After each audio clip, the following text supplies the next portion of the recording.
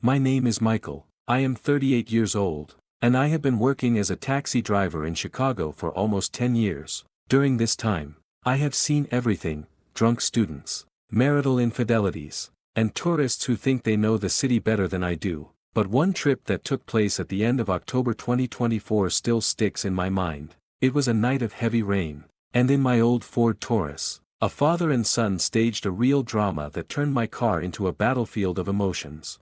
It was around 2 in the morning. The rain was pouring so hard that I could barely see the road, even with the windshield wipers on full speed. I was standing outside a rundown bar in the Wicker Park neighborhood, scrolling through my phone and waiting for a fare. The app beeped: a new fare to Englewood. A dangerous neighborhood, but the pay was good, so I accepted. 2 passengers, the fare said. I pulled up to the curb, where 2 men stood under the bar's flashing neon sign, soaked to the skin despite their attempts to shelter from the rain.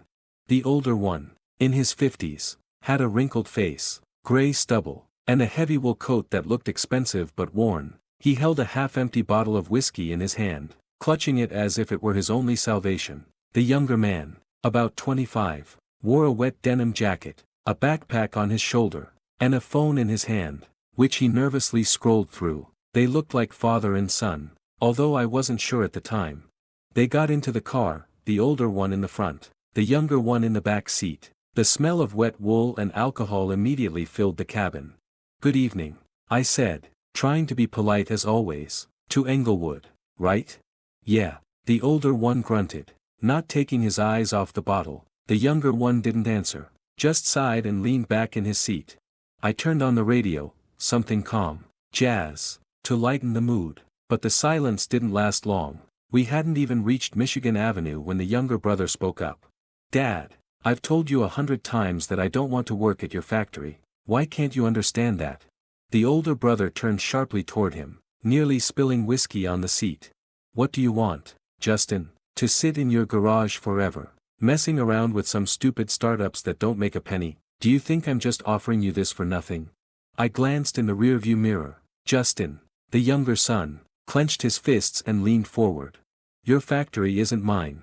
I don't want to spend my whole life slaving away on an assembly line or sitting in an office signing your papers. I want to create something of my own." "Your own?" His father laughed, but it was a bitter, almost angry laugh. "You've been creating for 5 years, and where are the results? You live in my house, eat my food, and you dare to lecture me." The tension in the car became as thick as Chicago fog. I had seen many arguments in my car, but this one was different. There was a deep, long-standing resentment here. I turned down the radio a little so I could hear what was going on better. "Yes, I know it's not very professional, but taxi drivers are almost like psychologists. We're always privy to people's dramas. You're always like this," Justin continued, raising his voice. "You think you know how I should live my life, but I'm not you. I don't want to be like you." "What's wrong with me, huh?" My father waved his hand sharply, and I noticed how he squeezed the bottle so hard that his knuckles turned white. "I've worked my whole life so you'd have something to eat, and you throw that in my face?" I focused on the road, but the rain made visibility difficult, and the shouting behind me made it impossible to relax. We had just turned on to Dan Ryan, where traffic was light, but the slippery road forced me to be careful. The thought flashed through my mind, "Oh, this is going to be a long ride. You never listen to what I want." Justin was almost shouting, "You think your money solves everything? I don't need your money." "Oh, how proud we are." My father threw the bottle into the cup holder, and I flinched, thinking it would break. "If it weren't for my money, you'd still be living in that college dump."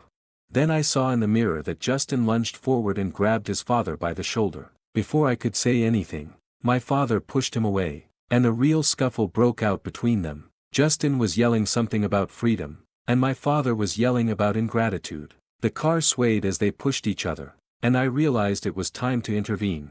"Hey, gentlemen, calm down," I said as firmly as I could. "No fighting in my car, please. Let's all take a breath." They paused for a moment. Dad was breathing heavily, leaning back in his seat, and Justin turned to the window, muttering something under his breath. I thought the storm had passed, but it was only a brief pause. "Sorry, driver," Dad finally said, though his voice trembled with anger. "Family stuff." Translated with Deep L. calm, free version. It's okay, I replied. Although in my heart I was already figuring out how to get to Englewood faster. Just let's not fight, because I have a camera here. I lied, even though I didn't have a camera. The next few minutes were quiet. The rain drummed on the roof, and I tried to focus on the road. But as soon as we turned onto 63rd Street, Justin spoke again.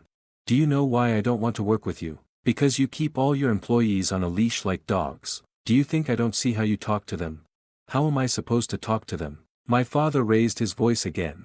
They work. I pay them. This is a business, not charity. Business? Justin laughed, but there was more pain than joy in his laughter. This isn't a business. It's your little empire where you oppress everyone. I felt the air in the car become heavy, like before a storm. They started yelling at each other again, and I seriously considered stopping the car and kicking them out, but it was pouring rain. So I decided it was better to take them to their destination than leave them in the middle of the road. Suddenly, Justin grabbed his backpack and abruptly unzipped it. I tensed up because in situations like this, you never know what might happen, but he only took out a notebook, worn and with yellowed pages, and threw it on the front seat next to his father.